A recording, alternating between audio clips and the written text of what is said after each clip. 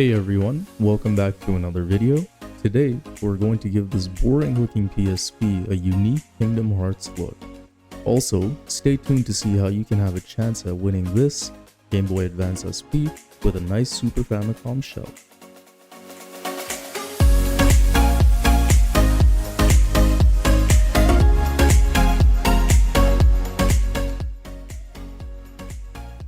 I was able to pick up this PSP1000 for about $80 Canadian.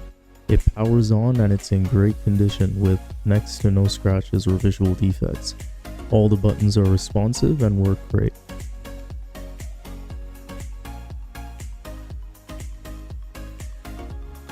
This PSP is actually a birthday gift and I decided to pick up a Kingdom Hearts shell from Etsy.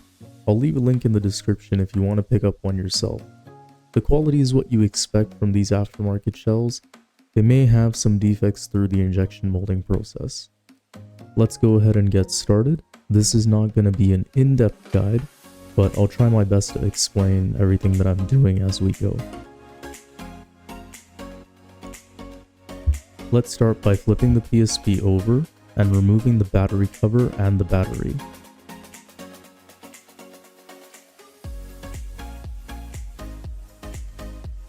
There's a total of 6 Phillips screws that we need to remove.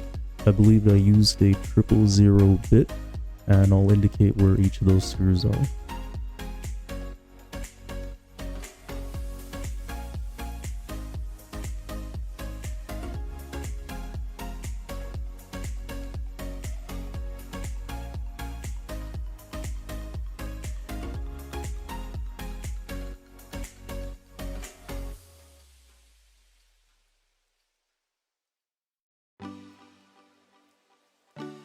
There is one screw underneath the void warranty sticker, which I will use my hot air station for, just to loosen up the adhesive so I can safely remove the sticker.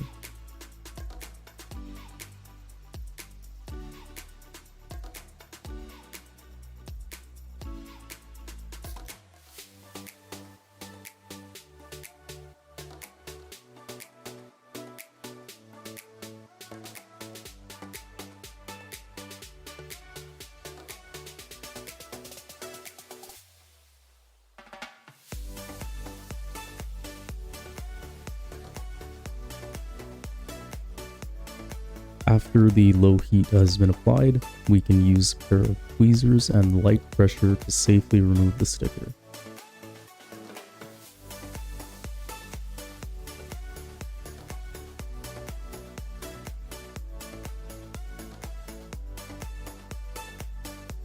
Well, what do you know? There's actually 2 screws underneath that sticker, so that makes a total of 7.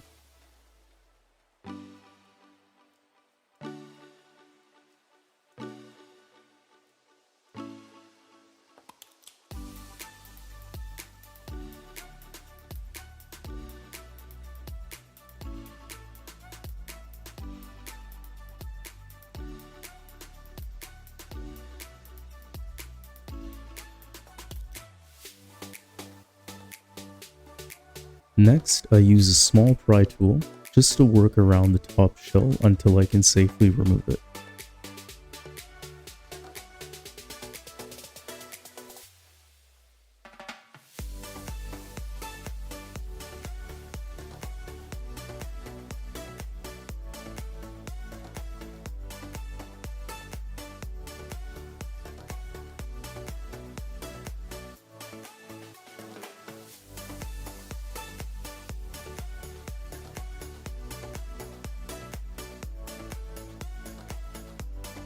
I will still be using the buttons and button membranes from this shell over to the new one. Now we can go ahead and remove this button bar. There's a tab on the left that you can push in with a metal pry tool or a sharp edge. Just be careful because you're right near the screen.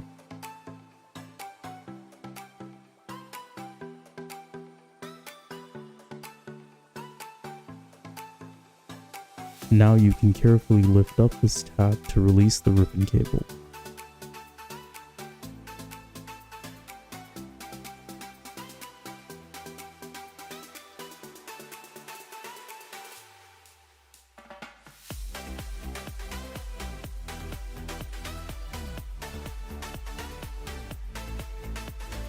To release the screen, you need to work from the left-hand side.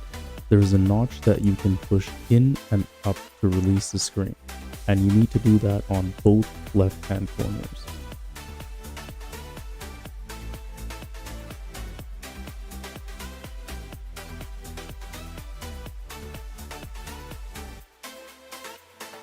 When you have the screen lifted from the left side, the right side is stuck on by adhesive.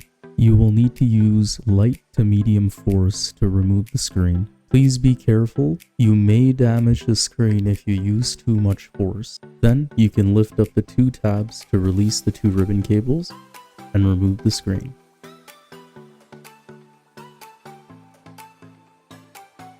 Now, we're going to be removing this metal bracket which was holding the screen. There's a total of 7 Phillips screws that need to be removed. You can use the exact same bit for the entirety of this project.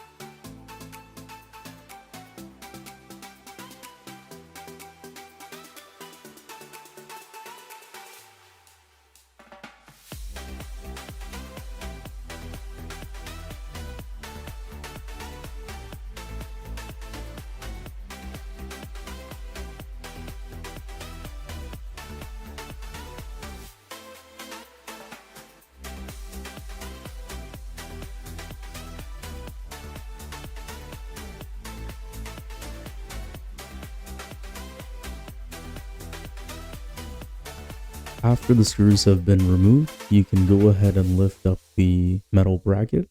Remember to slide the UMD door release to the right, this will make it a bit easier. And one piece of advice that I can give you is when you're working on a PSP, just take your time, be very patient. The PSP has a lot of components, which means there is a lot of room for error, especially if you're a beginner.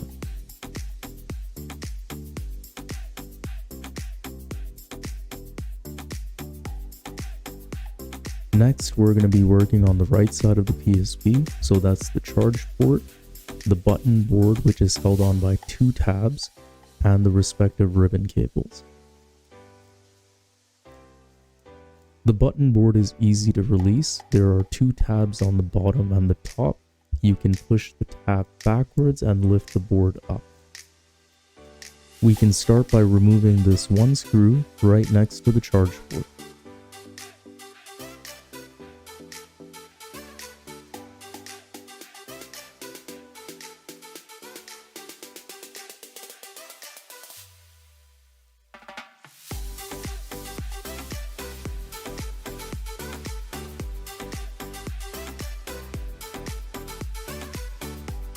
You can flip the button board over, which will expose a connector holding the ribbon cable. Just release the tab and remove the cable.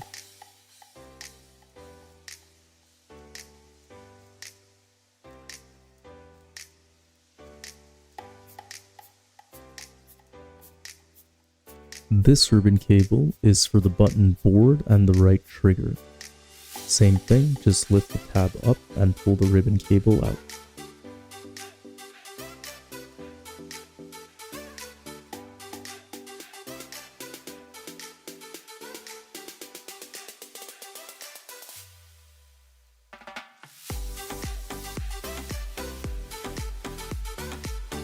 The right trigger part of this ribbon cable is held on by some adhesive, so be very careful when you're removing it.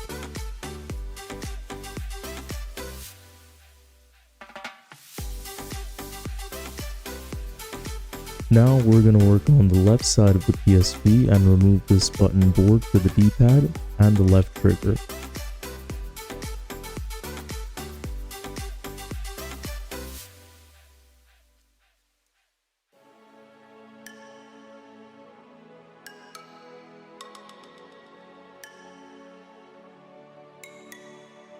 You can go ahead and flip over the D-pad board, which will expose the connector holding the ribbon cable. Just lift up the tab and pull the ribbon cable out.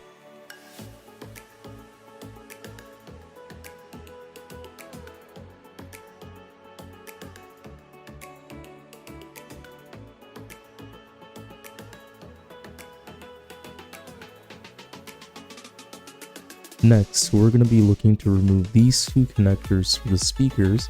and 2 other ribbon cables.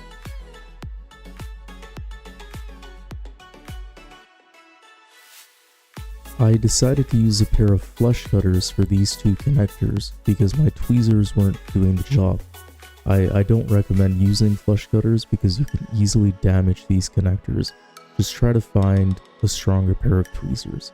And I was using little to no force when using these flush cutters, as I don't want to damage the connectors. You also need to remove these small pieces of tape so that you can remove the charge port, the Wi-Fi antenna, and the wire going across.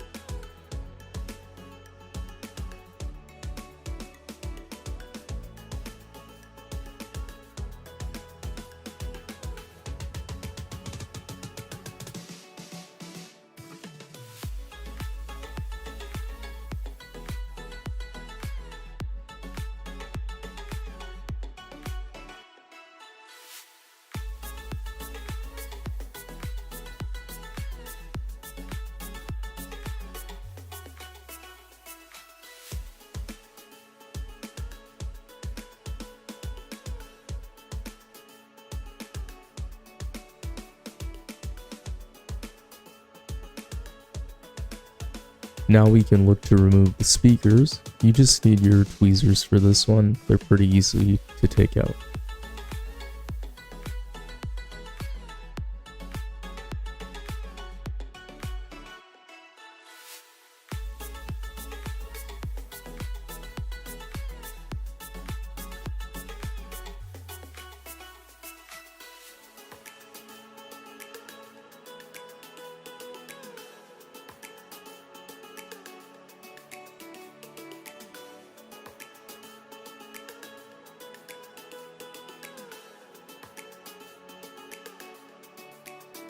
Now we can look to remove the motherboard, which is held on by this one screw.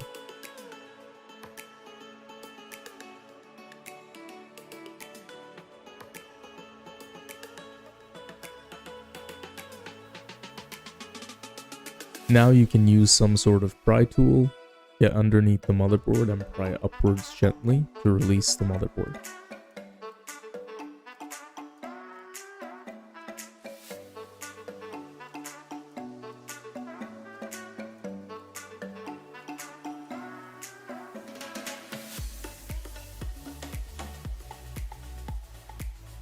Now we're going to look to remove this EMI shield and also a piece for the memory card slot.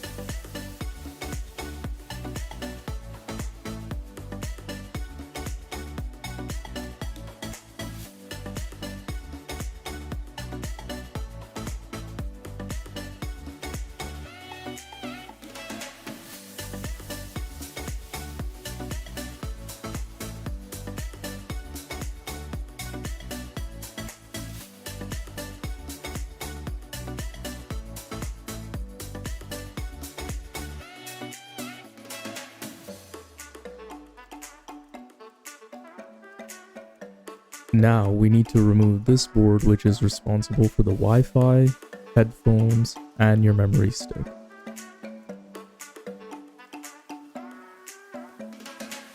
This board and the metal piece underneath it can freely pop out.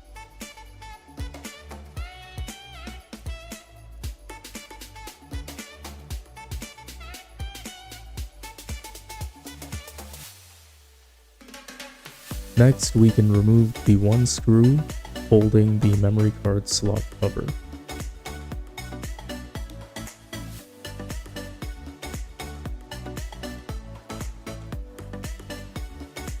For the UMD door cover, you need to use a pry tool and push outwards to release.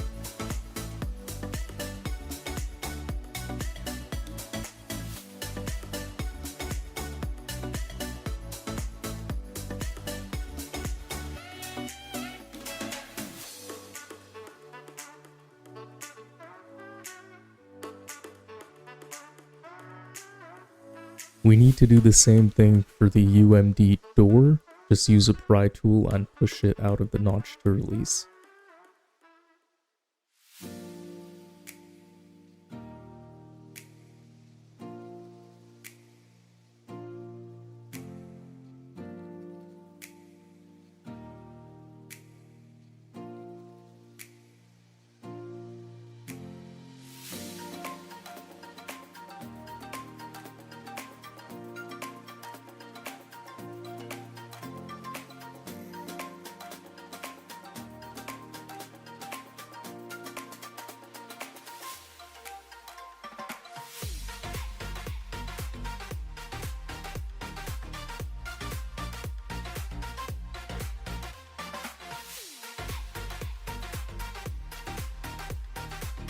Now we need to remove the UMD reader, which is held on by 4 screws.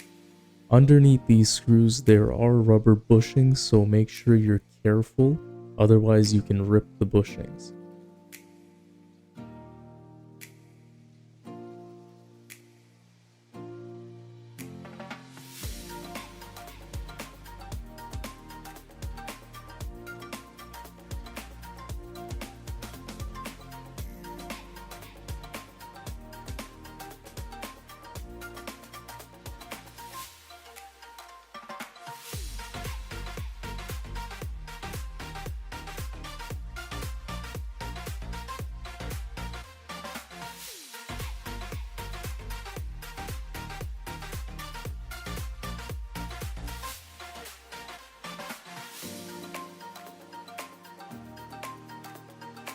We are just about done with the disassembly. All that's left is this one spring, and you can easily take it out with a pry tool.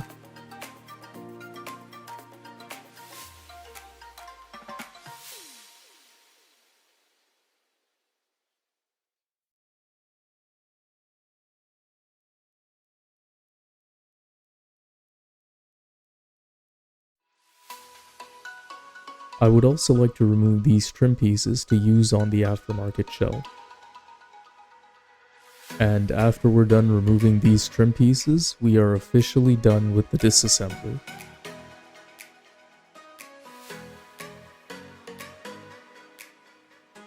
If you have made it this far in the video, I would like to give a big thank you to all the viewers and everyone who has shown the channel support in the past 1.5 years. The remainder of the video will be the reassembly, which I will speed up. Make sure you stay tuned to see how you can have a chance at winning the Game Boy Advance SP I showed at the start.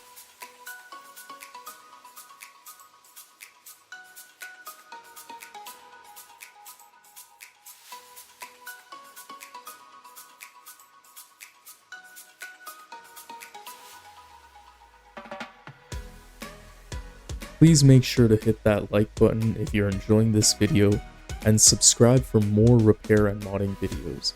Make sure to leave a comment as well. Your feedback is very important for the growth of this channel.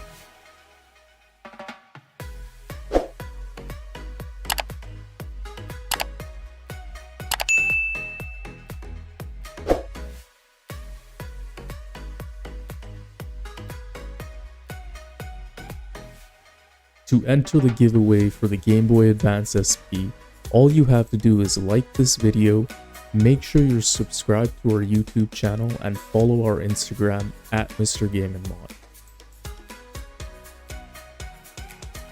After you've done that, send me a message on Instagram saying Game Boy Advance SP giveaway, and I will reply back confirming your spot.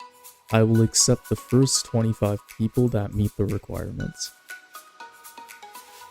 The lucky winner will be picked at random on the 31st of August and posted on our Instagram.